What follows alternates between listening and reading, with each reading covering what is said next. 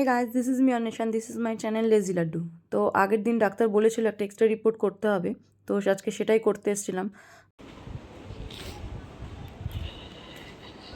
ওই শুধু এদিকে ছবি তুললো,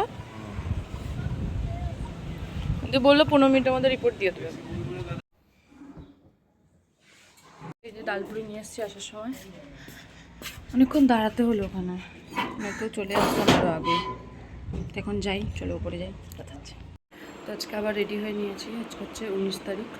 এখন যাচ্ছে হচ্ছে দাঁতের রিপোর্টটা দেখাতে। জানি না আজকে যদি ওটা তুলে দেয়, দাঁত তুলে দেবে তো তুলবে, নয়তো দেখি কি বলছে। তো চলো দেখতে থাকো। 26 তারিখে তুলবে দাঁতটা। ফাস্ট কথা বলে না। হ্যাঁ, এখন এখানে ডাক্তারের কাছ থেকে দিলাম হচ্ছে ডেট দিল। মায়েরও দুটো দাঁত তুলিয়ে নিয়ে যাবো। হ্যাঁ, নেই আর বাকি তুললে ওরা খাবে, আমি ওদেরকে দেখবো। তো যাই হোক, যেহেতু 26 তারিখ নাহলে একটা ঘুরতে যাওয়ার প্ল্যান চলছে, তো সেটার জন্য 26 তারিখ করা হলো। এখন এখানে খেতে পারবো না। একটা তো সাধারণ শুধু জিলাপি খাও, সেটাও খেতে পারবে না। তো এখন যাচ্ছে হচ্ছে প্রাঙ্গণ হচ্ছে স্কুবির ওষুধ নেবো, আর হচ্ছে আমার ফোনটা ঠিক করবো। ফোনটা নষ্ট হয়েছে অনেকদিন আগে, এটা ঠিক করবো। ঠিক করে এখান থেকে যাবো, বাজার টাজার করে বাড়ি যাবো। ফোনটা হচ্ছে যে পাওয়ার অফ অন বাটনটা, ওটা হচ্ছে টাইট হয়ে গেছে, পুরো আটকে গেছে। তো ওটা ঠিক করতে গেলে এখন বলছে পুরো ডিসপ্লে চেঞ্জ করতে হবে। তো জিনিস নিয়ে এসছে খাবারে, এখানে লিট্টি আছে, এটাই ফুচকা আছে, এখানে জিলেপি আর রাবড়ি আছে। দিদি খেয়ে এসছে, তারপরেও ঠিক আসবে চাইতে। ফুচকা খাসনি? ফুচকাও খাসনি? কই মুখটা দেখা। এ তো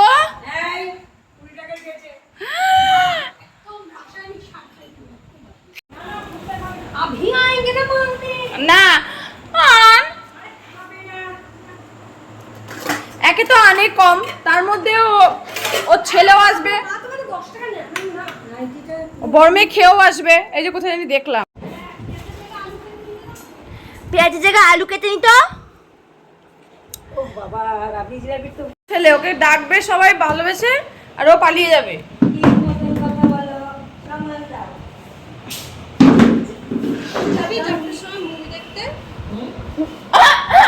কি বলছে গাইস? আমি দাঁত তুলে আসবো, বলছে মুভি দেখতে যাবি, পপকর্ন ওরা খাবে, আমি দেখবো। দেখছি আগে তুলে আসি কি অবস্থা। এসে দেখলাম উনি বলছে 24, এটা বন্ধ কর। উনি বলছে 24 ঘন্টা ট্রাভেল করতে দেয় না, বলছে আমি বারণ করবো যাতে 24 ঘন্টা ট্রাভেল না করে। না, তাহলে এটা কাজ করবি, তাহলে দরকার নেই, ওই বাড়িতে রেস্ট করবি। মা ওই যে কি অযোগ্য নাকি অসম্ভব মুভি দেখতে আমি যাবো। অযোগ্য দেখতে অসভ্য না, অযোগ্য। না না, আরে দেখি না, সেরকম হলে চলে যাবো।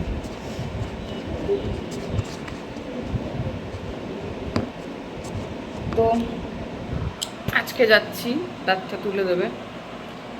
26 তারিখ ডেট ছিল, বাট আগেই যাচ্ছি, কারণ হচ্ছে আমাদের যে ঘুরতে যাওয়ার প্ল্যান হচ্ছিল পিছিয়েছে, তো সেই জন্য ভাবলাম কি আগেই করে নিই এটা, সেই জন্য আজকে যাচ্ছি। উনি বলেছিলেন যে হালকা খেয়ে আসতে কিছু, তাই ওটস নিয়েছি।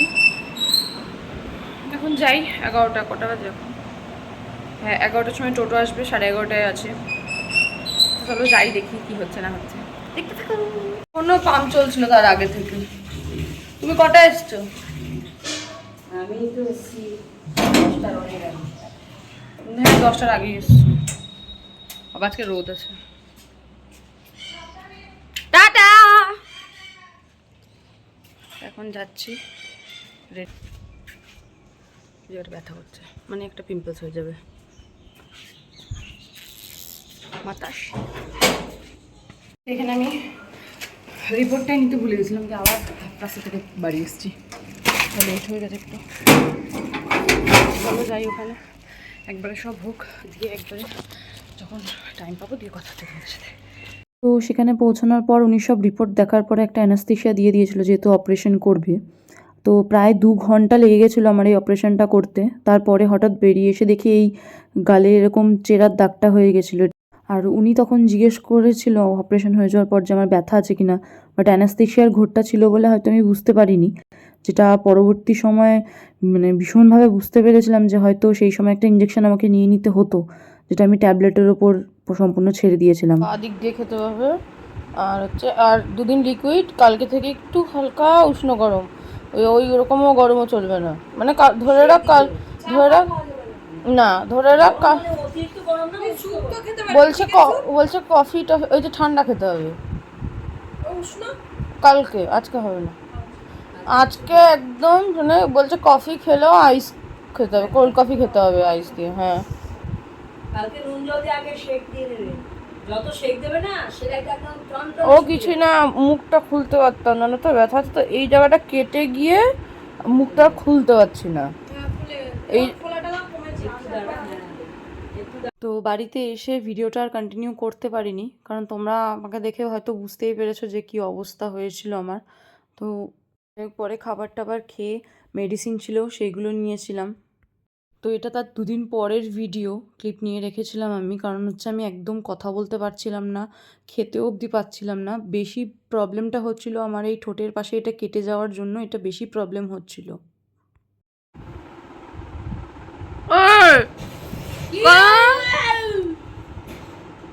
কেন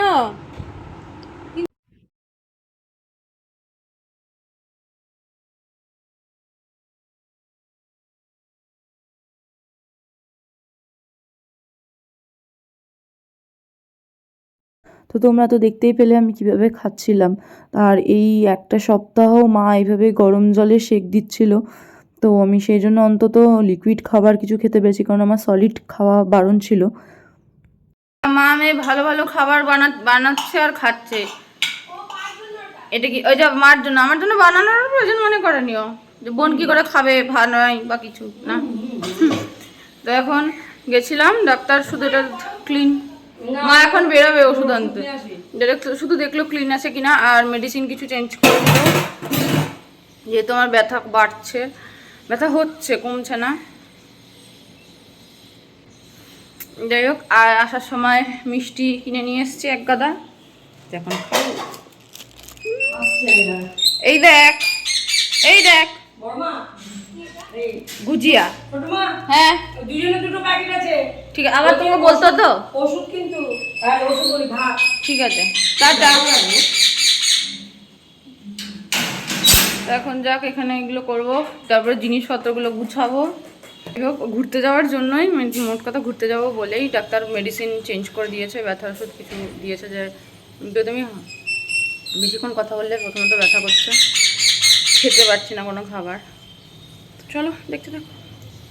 হচ্ছে এইটা আসার সময় এটা নিয়ে এসেছি, কারণ হচ্ছে আমাকে ওই গরম জল দিয়ে কুলকুচি করতে হচ্ছে, প্লাস এটা এখন কারণটা চলে এসছে, তাই নয় তো হচ্ছে যেহেতু স্কুবিকে নিয়ে যাচ্ছি, ওর একটা মেডিসিন আছে, সেটা গরম জল দিয়ে মানে করে খেতে হয়, গরম জল দিয়েই ওটা খেতে হবে। এবার সব জায়গা তো পসিবল না সবসময়, ইলেকট্রিক কেটেল পাবো কি না, সেই জন্য মা ওটা কিনে দিচ্ছে। মোট কথা উদ্দেশ্য একটা স্কুবির জন্যই হয়েছে। আমি এখন ফ্রি এখন আমি চলে এসেছি ঘুমাতে, কারণ হচ্ছে দিদি আর মা উপরে আছে ছাদে, এইগুলো সব ফাঁকা হচ্ছে, এইগুলোর কাজ হবে, এইগুলোর কাজ হবে, সেই জন্য সব জিনিসপত্র যে পিছনে দেখতেই পাচ্ছ পুরো একদম যাতা অবস্থা হয়ে আছে। তো এখন আমি যাচ্ছি হচ্ছে ঘুমাবো না, তার আগে একটু খেয়ে নেবো, তরকা খাবো, খেয়ে মেডিসিন খেলাম, এখন তরকা খাবো, দিয়ে আবার মেডিসিন খেয়ে ঘুমিয়ে পড়বো। 3টে-4টের দিক করে হয়তো বেরোচ্ছি আমরা, এখনও ঠিক নেই, দেখি কটায় বেরোই। চলো দেখতে থাকো। ভুতু যাবি ঘুরতে যাবি? হ্যাঁ যাবি? এখানে জিনিস আছে, স্কুবির এই ব্যাগটা এসছে যে কিয়া কোম্পানি থেকে, তো কিছু জিনিস সব নামার আছে এখানে। স্কুবি যেহেতু যাচ্ছে আমাদের সাথে, তো স্কুবির খাবার দাবার, ওষুধ, মেডিসিন এগুলো সব নেওয়া হয়ে গেছে, প্লাস এখানে আমাদের ছাতু কিছু সামান্য নিয়ে রেখেছি, কারণ হচ্ছে ওটস স্কুবিও খায়, আমি নিজের জন্য নিয়েছি, কারণ হচ্ছে আমি এখনও অবধি সলিড খাবার খেতে পারছি না, প্রবলেম হচ্ছে। তো তো আমি হয়তো ওটস ছাতু এসব খেয়েই অন্তত ব্রেকফাস্টটা কাটাবো, তারপরে তো খেতেই হবে না, তো এইটুকু খেয়ে থাকতে পারা যাবে না। চলো তোমরা দেখতে থাকো। তো একবারে সবাই একসাথে হই, দিয়ে কথা হচ্ছে।